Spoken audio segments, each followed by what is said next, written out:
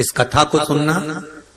कहते हैं श्राद्ध पक्ष में ये कथा अगर सुन ली जाती है तो ब्राह्मण घर से अगर भूखा गया हो या दूसरी जगह से भोजन कर कर दूसरे घर में भोजन करने आए हो और हमारे पितर तृप्त नहीं होते हो तो रहू और रहनी की कथा हमारे पितरों को जब सुनाई जाती है तो हमारे पितर संतुष्ट होकर आशीर्वाद प्रदान करते हैं। ये वो रहनी और रहू की कथा। बहन का नाम है रहनी और भाई का नाम है रहू।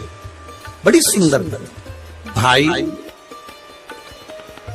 बहन की शादी हो गई, किसी कारणवश रहनी का पति चले गए, समाप्त हो गए, पर रहनी शिव भक्ति से दूर नहीं है। रहनी शंकर जी की आराधना में डूबी रही थी, रहनी शिव भक्ति में लगी रही।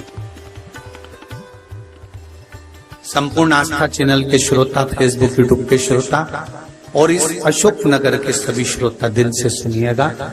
इस कथा को श्राद्ध पक्ष में अवश्य सुनना चाहिए। रहनी जिसका पति नहीं, घर में 2 बच्चे हैं, छोटे हैं बहुत, और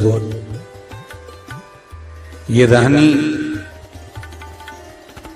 और रहू ये दोनों बहन भाई हैं। रहनी के माता पिता भी नहीं है, सास ससुर भी नहीं है, पति भी नहीं है, केवल घर में 2 बच्चे हैं। लकड़ी संविदा तोड़ कर लाती है और उसको बेचकर देकर थोड़ा सा चना इकट्ठा कर कर अपने बच्चों का पेट भर देती। भाई रहू जिसकी धर्म पत्नी थोड़ी प्रीत था, ससुराल में कम थी। एक बात का थोड़ा स्मरण रहे अपने जीवन में, मेरा बेटियों से माताओं से एक निवेदन पहले भी रहा है, आज फिर करते हैं कि जब आपका मंगल विवाह हो जाए, शादी हो जाए, विवाह के बाद में प्रयास करना कि इस शरीर को, इस मन को, चित्त को मायके से ज्यादा ससुराल में लगाने का प्रयास करना, तो कोई घर नहीं टूटे। रहनी अपने मायके से ज्यादा प्रीतता नहीं रखती, भाई रहू का बड़ा प्रेम था भाभी घर में। अब श्राद्ध पक्ष का समय आया, रहू ने अपनी पत्नी से कहा कि पिताजी को गए हुए समय हो गया, माता को गए समय हो गया, दादा दादी को गए समय हो गया, मैं गया का पिंड करने के लिए प्रयागराज, काशी गया, यहाँ पिंड देकर मैं पुनः वापस आऊंगा और शिव जी की आराधना कर कर अपन भजन करेंगे, कीर्तन करेंगे, स्मरण करेंगे। तुम एक काम करना, अपनी धर्म पत्नी से रहू कहता है कि किसी ब्राह्मण को बुलाकर मैं जहां जहां पिंड दान करने के लिए जाऊं, आप दादा दादी के श्राद्ध में, माता पिता के श्राद्ध में किसी ब्राह्मण को बुलाकर भोजन करा, किसी ब्राह्मण को बुलाइएगा, भोजन कराइएगा। जब ये सुना तो धर्म पत्नी ने कहा, सुनो स्वामी, ब्राह्मण को भोजन करने बुलाऊं और ब्राह्मण अपने घर में ना आए, उसका एक कारण था। जिस ब्राह्मणों के घर के पास रहू रहता था, रहू की धर्म पत्नी इतनी ज्यादा लड़ोकी थी, इतनी लड़ती थी कि जितने ब्राह्मण आसपास में रहते थे उनकी सबकी पत्नी से रहू की पत्नी का झगड़ा हो चुका। तो ब्राह्मण भोजन करने इसके घर में नहीं आए। रहू की पत्नी ने कहा मैं ब्राह्मणों को बुलाऊं और वो नहीं आए तो रहू ने जाते जाते कह दिया, एक काम करो, मेरी बहन और मेरे भांजा भांजी को भोजन करने के लिए बोला। सनातन धर्म के अंतर्गत एक भांजे को या एक भांजी को भोजन कराना मतलब 100 ब्राह्मण को भोजन कराने के बराबर है। सनातन धर्म की रीति है ये महाराज। एक भांजे को या एक भांजी को भोजन कराना 100 ब्राह्मण को भोजन कराने के बराबर है। तो तुम एक काम करो, मेरी बहन रहनी को बुलाओ और अपने भांजा भांजी को बुलाओ, क्योंकि भांजा भांजी छोटे हैं, अकेले आ नहीं सकते, उनको बुलाकर भोजन कराओ। अब पति ने कहा कि तुम उनको भोजन करा देना, और पति चले गया। धर्म पत्नी इतनी विचित्र थी कि उसने अपनी ननंद को बुलाया तो सरी, पर भांजा भांजी को मना करवा दिया कि उनको लेकर मत आना, और भोजन करने के लिए ननंद को नहीं बुलाया, भोजन का काम करने के लिए ननंद को बुलाया, और निमंत्रण मायके वालों को दे दिया कि श्राद्ध में मेरे दादाजी का श्राद्ध है, माता पिता का श्राद्ध है, आप सब आओ। मायके वाले श्राद्ध का भोजन करने आ गए। ननंद को निमंत्रण देकर बुलाया, जी आपकी माताजी और पिताजी का श्राद्ध है, अगर आप नहीं आओगी तो श्राद्ध में अच्छा नहीं लगेगा। ननंद आई, और ननंद ने आने से पहले अपने बच्चों से कहा कि मैं नाना के घर जा रही हूँ। बच्चों की आंख में जल भरा हुआ था। माँ, आप हम दोनों को छोड़कर जा रही हो, हमें भी साथ ले चलो, हम भी चलना चाहते। नहीं, तुम्हारे मामी जी ने केवल मेरा निमंत्रण करा है, मैं जाऊंगी, तुम रुको। माँ, 2 दिन से लकड़ी नहीं मिली, जलवृष्टि हो रही थी, लकड़ी नहीं मिल पाई, तू बेच नहीं पाई, 2 दिन से अन्न घर में नहीं आया, हमें भोजन नहीं मिला। माँ, आज तू चली जाएगी, फिर भोजन कौन दे? बेटा बेटी कह रहे हैं, माँ 2 दिन से भोजन नहीं मिला है, माँ हम बहुत भूखे हैं। माँ कहती है, तेरे नाना और नानी का श्राद्ध है, मैं जा रही हूँ, मैं मामी से कहूंगी कि बच्चे भूखे हैं तो भोजन दे देगी मामी। इसको नहीं मालूम था कि ननन को केवल काम करने के लिए बुलाया। रहनी गई, घर में पहुंची, बहुत मेला लगा हुआ था मायके का। खुश हो गई रहनी, आज मेरे माता पिता का श्राद्ध हो रहा है और इतने मेहमान आए। जब माता पिता के श्राद्ध में 10 ब्राह्मण, 20 ब्राह्मण, 25 ब्राह्मण भोजन करते हैं, तो दुनिया की कोई ऐसी ननंद नहीं होगी जिसके चेहरे पर प्रसन्नता ना हो कि मेरे मायके में इतने लोग भोजन करते हैं, मुझे गर्व महसूस होता। रहनी की आंख में खुशियों के अश्रु आ गए। मेरे माता पिता कितने भाग्यशाली हैं। जो जैसा होता है उसके मरने के बाद भोजन भी वैसा ही होता है। जो मरा उसके हृदय में खुशियां रहती है ना कि इसको भी भोजन कराओ, इसको भी भोजन कराओ, इसको भी भोजन कराओ, इसको भी भोजन कराओ। ये जो मिला है ये आपका नहीं है, ये आपके पूर्वजों का है। अब रहनी पहुंच गई, रहनी वहां पहुंच गई। क्या जाकर देखा रहनी ने कि चारों तरफ महासुख ही सुख, चारों तरफ वहां पर आनंद ही आनंद है। रहनी ने जैसे ही पांव रखा, भाभी ने रहनी का हाथ पकड़ा और हाथ पकड़कर भाभी रहनी को सीधे रसोई घर में ले गई। और रहनी, सुनो, आपके माता पिता का श्राद्ध है, अगर बेटी भोजन बनाएगी तो माता पिता के श्राद्ध में माता पिता उसको प्रेम से ग्रहण करेंगे, लेंगे। बहुत समझने वाली बात है श्राद्ध पक्ष की। एक निवेदन आप सबसे करना चाहेंगे कि इसको जरा समझिए, इसको जरा जानना कि आप अपने घर में अगर नाना नानी का श्राद्ध कर रहे हो, भोजन बना रहे हो तो ठीक है, पर मायके में जाकर श्राद्ध का भोजन अगर बेटियां बना रही हैं, ससुराल से गई मायके और मायके में जाकर अगर बेटियां भोजन बना रही हैं तो वो श्रेष्ठ नहीं। मायके में जो भाभी हैं, भैया हैं, परिवार है, कुटुंब है, वो भोजन का निर्माण करे तो उसमें सुख का अनुभव होगा। पर भाभी ने कहा जी भोजन आपको बनाना है क्योंकि आपके माता पिता का श्राद्ध है, तो माता पिता प्रसन्न होंगे, माता पिता को आनंद की अनुभूति होगी, माता पिता आनंद में होंगे। रहनी ने कहा ठीक है, अगर मेरे माता पिता मेरे हाथ का भोजन करना चाहते हैं तो मुझे बनाने में क्या दिक्कत, मैं बना देती। रहनी ने भोजन बनाया। बेटी इंतजार कर रही है कि ब्राह्मण आएंगे मैं भोजन परोसूंगी, और ब्राह्मण आए तो मैं भोजन परोसूं, इसका इंतजार बेटी को हो रहा था।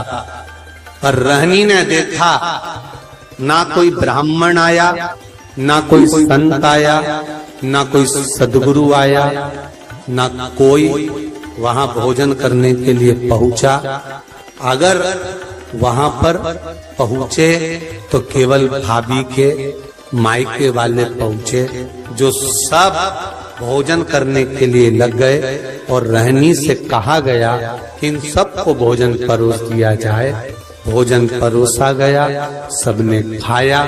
आखिरी में रहनी जब भोजन के लिए बैठी तो भाभी ने कहा, जीजी हमारे गोत्र का श्राद्ध है, इसलिए आप इस गोत्र में भोजन मत करो। हमारे गोत्र का श्राद्ध है इसलिए आप इसमें भोजन ना करिए। रहनी को उठा दिया गया तो रहनी ने पत्तल जो लगी हुई थी उसको उठाकर कहा, क्या भाभी मैं अपने बच्चों के लिए, क्योंकि वो तो इस घर के भांजा भांजी लगते हैं, क्या उनके लिए भोजन ले जा सकती हूँ? रहनी ने जब पूछा तो भाभी ने कहा, नहीं दीदी, ये जो बचा हुआ भोजन जब एक पत्तल में लग जाता है तो हम इसको बाहर नहीं भेजते, आप रखे रहने दो। माँ रहनी रोती रोती अपने ससुराल पहुंच गई। आज फिर दिन भर माँ मायके में लगी रही तो लकड़ी लेकर नहीं आई और बच्चों का पेट नहीं भरा। बच्चे 3 दिन के भूख से बिलख रहे थे, आंख में आंसू थे। माँ भी आज रो रही थी कि जिस मायके में बेटी जाती थी कभी माँ बाप उसको भूखा नहीं आने देते थे, और भूखा तो भूखा, कभी माँ बाप उसको खाली नहीं आने देते थे, कुछ ना कुछ रखकर अवश्य भेजते थे। आज वो मायके से भूखी भी गई और कुछ भांजा भांजी के लिए भी नहीं दिए। रहनी ने विचार करा कि मेरे परिवार में मेरे बच्चे भूखे हैं, क्या करूं? रो रही है, आंख से आंसू निकल रहा है, बच्चे माँ की गोद में आकर बैठ गए। माँ कुछ खाने का दे दे। माँ ने कहा एक काम करती हूँ, मैं पड़ोसी के यहाँ जाती हूँ। और रहनी पड़ोसी के यहाँ गई। पड़ोसी के यहाँ जाकर हाथ जोड़कर कहा, मेरे बच्चे भूखे, क्या थोड़ा सा भोजन मिल सकता? पड़ोसी ने कहा कि भोजन तो था, पर अब भी हमने गाय माता को दे दिया, अब भोजन बचा। रहनी रो रही, रहनी की आंख में जल और रहनी रोती रोती आंखों में जल भरी हुई घर पहुंच गई। बच्चे बिलख पड़े, माँ भूख लगी। बच्चे बिलख रहे थे। भाई रहू गया जी में जो पिंडदान कर रहा था, जैसे ही पिंड बनाए, पिंड सारे के सारे जितने थे वो काले पड़ गए। उसमें काली तिल भी नहीं डाली तो भी काले पड़ गए। पिंड दान करा। पंडित जी से पूछा, ब्राह्मण देवता मैंने पिंड दान करा, पर ये पिंड जो बनाए गए हैं ये सारे के सारे काले पड़ गए हैं, इन पिंड का काला पड़ना क्या कारण? ये पिंड काले क्यों पड़ गए? क्या कारण है कि पिंड काले हो गए? ब्राह्मण देवता ने कहा कि जब घर में सब ब्राह्मण भोजन कर रहे हो, सब परिवार के लोग भोजन कर रहे हो, और घर के भांजा भांजी के नैनों में भूख के कारण जल होता है, तब ये पिंड काले पड़ जाते हैं। हमको लगता है आपके भांजा भांजी भूख से बिलख रहे हैं। रहू ने कहा ऐसा हो ही नहीं सकता। रहू बोले ये नहीं हो सकता, मैं अपनी धर्म पत्नी को कहकर आया हूं कि अगर ब्राह्मण भोजन करने ना आए तो मेरी बहन को भोजन करने बुलाना, भांजा भांजी को भोजन करने बुलाना। तो ये हो नहीं सकता कि भांजा भांजी भूखे हों। आप पता करना, पिंड काला तभी पड़ता है जब भांजा भांजी भोजन नहीं करे हों और भूखे बैठे। महाराज शिव महापुराण की कथा यहाँ तक कहती है, अगर आपके घर में ब्राह्मण भोजन करने आए हैं और अगर घर में बहन बेटियां हैं, भांजा भांजी हैं, तो इंतजार मत करना कि ब्राह्मण उठेंगे इसके बाद हम भांजा भांजी को भोजन देंगे। आप तो ब्राह्मण के साथ भांजा भांजी को भी भोजन करने बिठा सकते हो या पहले भी जिमा सकते हो, उसमें कोई दोष नहीं। जब भांजा भांजी अगर भोजन करे तो उसमें दोष नहीं। आप जिमाओ। रहनी के बच्चे भूखे बिलक रहे, रहू को रहा नहीं गया, गया जी का पिंड कर रहू सीधे घर पहुंचा। घर में जाकर पत्नी से पूछा, क्यों मेरी बहन आई थी? हाँ। ना मानो तो पूछ लो सभी से, बहन आई थी कि नहीं आई थी? सबने कह दिया आई रहनी आई थी। हाँ, तो इसको लगा कि रहनी आई थी तो बच्चे भी आए होंगे, इसने नहीं पूछा। घर गया बहन को, दीदी ओ दीदी। हाँ भैया वीरा क्या हो गया? दीदी जिस दिन मैं पिंडदान करने के लिए गया था, जिस दिन मैंने पिंड दिया, उस दिन तेरे बच्चे क्या भूखे थे बहन? क्या तेरे बच्चे भूखे थे? रहनी भाई के गले लगकर रो पड़ी, भैया केवल बच्चे ही नहीं, तेरी बहन भी तेरे दरवाजे से भूखी आई, आंखों में जल। तू चिंता मत कर बहन, मेरे माता पिता और इन भांजा भांजी के नाना नानी का श्राद्ध अब इस घर में करना। मैं विश्वास से कहता हूं बहन कि पितृदेव कृपा जरूर करेगा। कर भैया भोजन होता तो मैं अपने बच्चों को ना करा देती, तो क्यों चिंता करता? कल मैं भोजन भेजूंगा, तू श्राद्ध की तैयारी कर। तैयारी श्राद्ध की। भाई ने बैलगाड़ी में सामान भरवाया, भेजने लगे। जैसे ही बैलगाड़ी में सामान भरकर भेजा, पत्नी ने पूछ लिया, इतना सारा आटा चावल शक्कर घी कहाँ जा रहा है?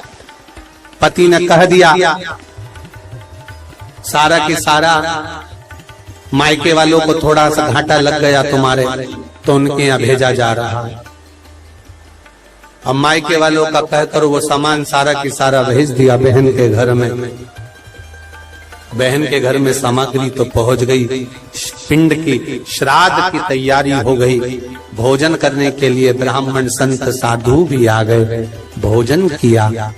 जब आखिरी का दिन था, अमावस्या का दिन, आर्यमा स्वामी जब पितरों को लेने के लिए आए, सब पितर इकट्ठे हुए। सबसे पूछा गया, आपको श्राद्ध पक्ष में अच्छे से भोजन तो मिला? आर्यमा स्वामी सबसे पूछते हैं, सबको भोजन तो मिला? सबने हाथ ऊंचे कर कर कहा, आर्यमा स्वामी हम पितरों को अपने अपने घर में भरपेट भोजन मिला। पर रहनी के माता पिता की आंख से आंसू बहे। रहनी कि माता पिता की आंख से आंसू बह रहे हैं। रहनी के माता पिता रो रहे थे तो पूछा, पितरों के स्वामी आर्यमा ने, क्या बात है आप रो रहे हो? आपकी आंख में से आंसू गिर रहे हैं, क्या हुआ? क्यों रो रहे हो? रोने का कारण क्या है? कहा, मेरे बेटे के घर गई थी भोजन करने के लिए, पर वहां तो मायके वाले जिम रहे थे तो भोजन नहीं मिला। पंचमी का श्राद्ध था हमारा, हम गए थे, भोजन नहीं मिला। तो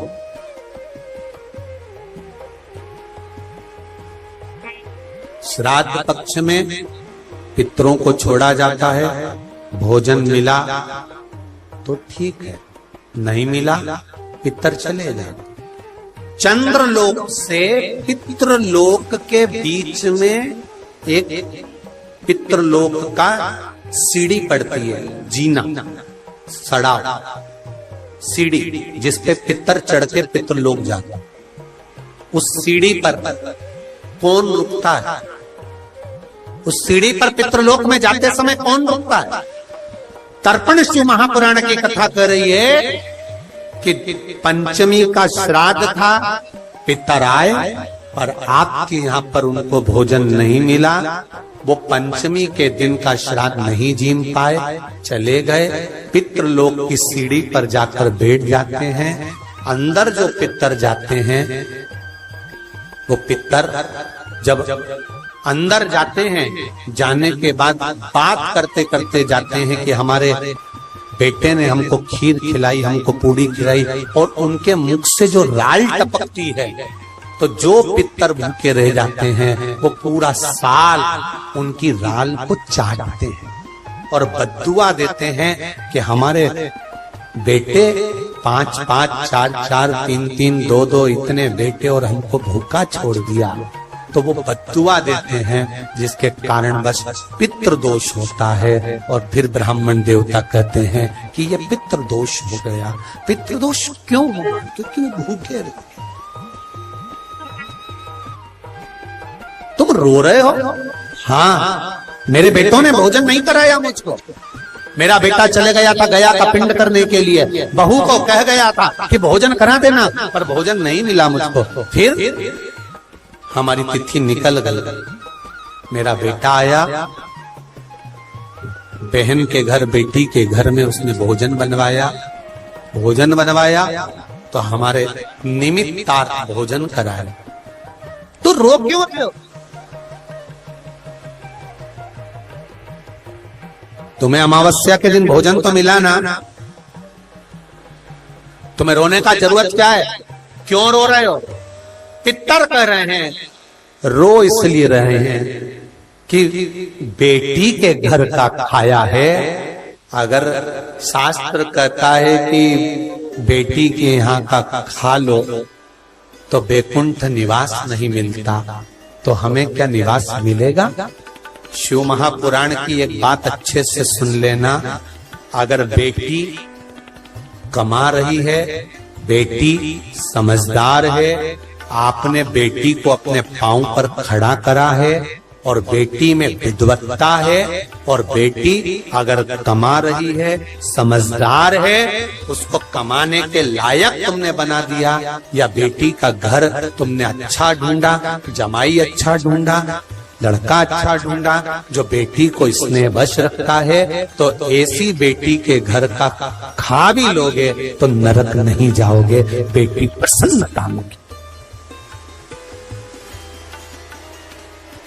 बेटी प्रसन्नता में खिलाती, बेटी के घर का भोजन। हाँ, मैंने किया है, तो मैं पितृलोक में कैसे किसको मुंह दिखाऊंगी? मैं पितृलोक में कैसे जाऊंगी? कहा आर्यमा स्वामी ने, घबराओ मती, तुम्हारी बेटी के घर में तुमने भोजन किया है, और बेटी के घर में भोजन किया तो वो भोजन तुम्हारे बेटे ने ही भेजा था, बस धर्म पत्नी को नहीं बताया था। पहुंचा तो था, चिंता ना करिए। बेटी के घर में श्राद्ध हुआ है तो भांजा भांजी ने नाना नानी का श्राद्ध करा है। सनातन हिंदू धर्म में जब गया जी में पिंड देने जाते हो, तर्पण करने जाते हो, पिंडदान करने जाते हो, तिलांजलि करने जाते हो, तो आज भी सनातन हिंदू धर्म में माता पिता के नाम के साथ में दादा दादी के नाम के साथ में पूछा जाता है नाना नानी का नाम। बोलो सही है कि गलत है? नाना नानी का नाम बोलिए, पर नाना नानी का नाम बोलिए, वहां बुलाया जाता। नाना नानी के घर का भी अगर भांजा